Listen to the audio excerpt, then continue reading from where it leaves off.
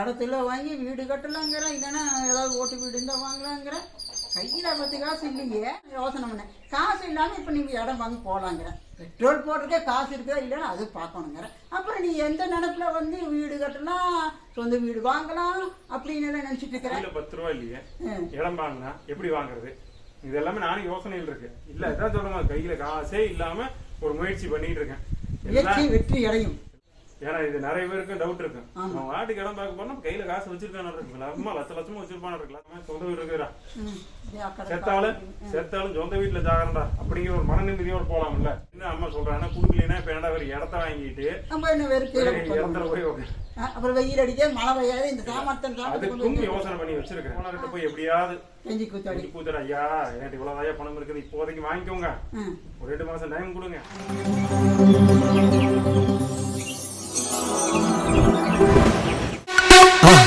மறக்காம சர்ப்ரைஸ் பண்ணுங்க. ஏதாமே ஃப்ரீயா இல்ல? என்னம்மா ஞாயிற்றுக்கிழமை கொஞ்சம் வேலை இருக்குதியா சொல்லு. இல்ல வேலையெல்லாம் முடி, மதியானத்துக்கு மேல இடம் பார்க்க போலாமா? இடம் பார்க்கறதுக்கு போறதா? சரி, நான் உங்கள்கிட்ட கேட்கலான்னு நினச்சிட்டே இருந்தேன். நீ மாட்டுக்கு இடம் பார்க்க போகலாங்கிறியே. இடம் பார்க்கறதுக்கு போறதுக்கு போய் நம்ம வீடு வாங்கலாம், இடத்துல வாங்கி வீடு கட்டலாங்கிற, இல்லைன்னா ஏதாவது ஓட்டு வீடு இருந்தால் வாங்கலாங்கிற. கையில் 10 காசு இல்லையே. 10 காசு இருந்தாலும் இப்ப செல்லாதுமா. இந்த நக்கலை ஏன் இடையில என்கிட்ட வச்சுக்கா இல்லையா? எனக்கு தெரியாம நீ ஏதாவது காசு வச்சிருக்கிறியா? உனக்கு தெரியாம நாளைக்குமா தனியா காசு வச்சிருக்கேன்.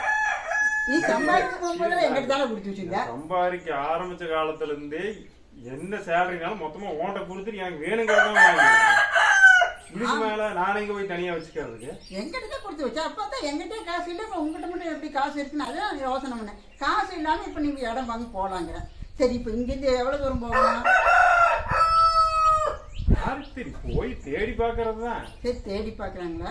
சரி, இப்ப வண்டியில தானே போகணும். ஆமா, பைக்ல தான் போகணும். பைக்ல போறதுக்கு பைக்ல பெட்ரோல் இருக்குதா? தெரியல, பாக்கணும். சரி, பெட்ரோல் போடுறதுக்கு காசு இருக்கா? அதுவும் பார்க்கணும். பெட்ரோல் போடுறதுக்கே காசு இருக்குதா இல்லைன்னா அது பார்க்கணுங்கிற.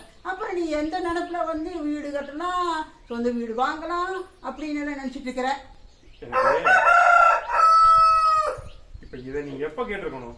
இது வரைக்கும் எத்தனை சைடு பார்க்க போயிருக்கோம்? ஒரு 2-3 போயிருக்குமா? இது நீ ஆரம்பத்திலேயே கேட்டிருக்கோங்க. இப்ப வந்து திடீர்னு வந்து இப்ப என்ன ஒரு ஞானம் இப்ப வந்து இருக்குது?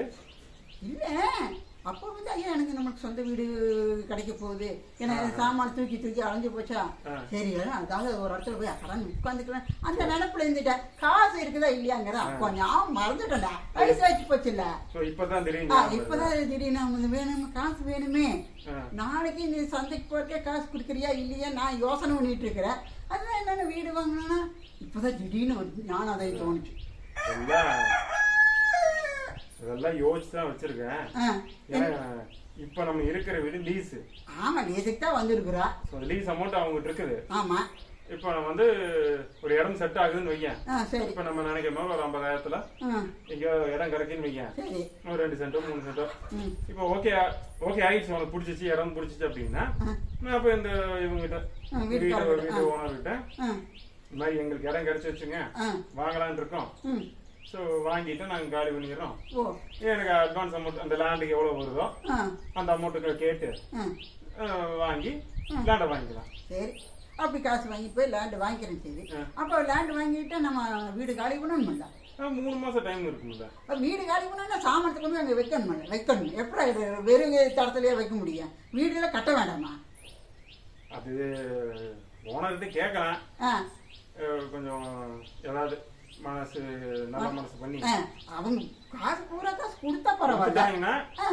இடத்த வாங்கிட்டு டக்கு டக்கு அந்த 3 மாசம் டைமுக்குள்ள கட்டிடலாம்.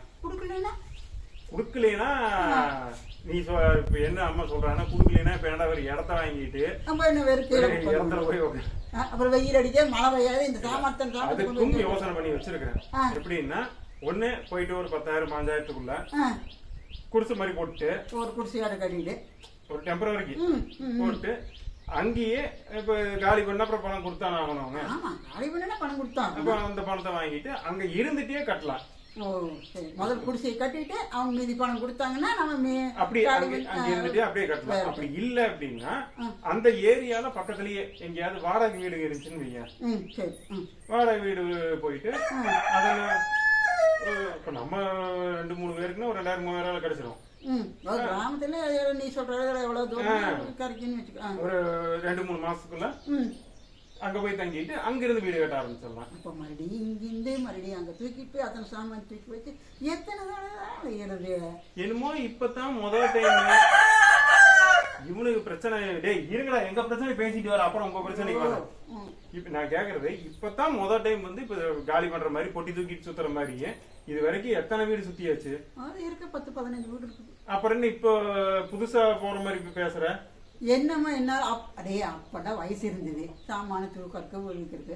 இப்ப எனக்கு ஒரு 4 சாமான் தூக்கினவ மூச்சு நெஞ்சு வாங்குதுடா. உனக்கு தாண்டி எனக்கும் தாமா அதே பிரச்சனை. இப்பெல்லாம் நான் சொல்றேன், எனக்கு பேக் பெயின் இருக்கு நிறைய. இப்போ நான் குமிஞ்சு நிமிஞ்சு ஒரு 10 நிமிஷம் வேலை செஞ்சா அரை மணி நேரம் ரெஸ்ட் எடுக்குமே, எனக்கு தான் இருக்கு, வேற வழி இல்ல. ஆனா என்னன்னா இது ஒரே டைம் பண்ற மாதிரி. இப்போ இந்த ஒரு டைம் பண்ணிட்டா கடைசி பண்ணிட்டா ஒரு நிரந்தரமா ஒரு வீட்டுல கம்முன்னு உட்காந்துட்டு எந்த பிரச்சனையும் எதை பத்தியும் கவலைப்படாம சொந்த வீடு இருக்கிறா. செத்தாலும் சொந்த வீட்டுல ஜாகரண்டா அப்படிங்கிற ஒரு மன நிம்மதியோட போலாம்ல. அதுதான். ஏன்னா நான் பிளான் பண்ணாம நான் எதையும் பண்ண மாட்டேன். இப்ப நீ யோசிக்கிறத தாண்டி நானும் தான் உன்னை தாண்டி எனக்குள்ளேயே நல்லா நைட்ல சிரிச்சிருக்கேன். இடம் வாங்க போனா கையில 10 பைசா இல்லையே. சரி 10 பைசா 10 ரூபா கூட இல்லையே. நீ 10 பைசா செல்லாது, கையில 10 ரூபா இல்லையே. இடம் வாங்கினா எப்படி வாங்குறது? இது எல்லாமே நானும் யோசனையில் இருக்கு. இப்ப இதே இடம்னா ஒரு 1 லட்சத்துக்குள்ள 1.5 லட்சத்துக்குள்ள வந்துடும். வீடுன்னா ஒரு 3-4 லட்சம் வரும்.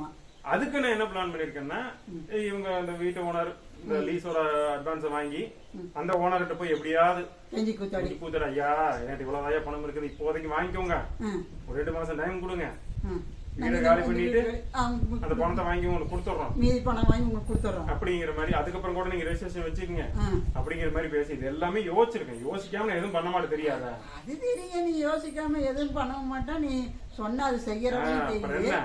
எனக்கு ஒரு சின்ன டவுட், கையில காசு இல்லாத எப்படா வீட்டுக்கு வாங்குறதுன்னு. அதெல்லாம் ஒண்ணும் கவலை வேண்டாம், இதுதான் என்னோட பிளானு.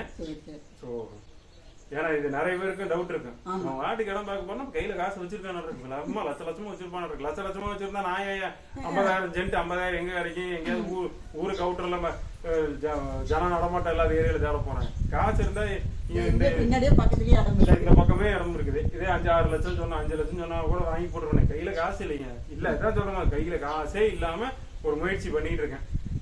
வெற்றி அடையும். எல்லாம் மேல இருக்கிற ஒருத்தன் நம்பிட்டு தான். மேல யாரும் இல்லைங்க, மேல காலி தாங்க. நீ மேல இல்ல ஆண்டவன் நம்பிதான் இறங்கி இருக்கேன். சரி ஓகே, போய் ரெடி இது வேலையெல்லாம் முடி, மதியானம் போய் வேற இடம் பார்க்க ஆரம்பிக்கலாம். நட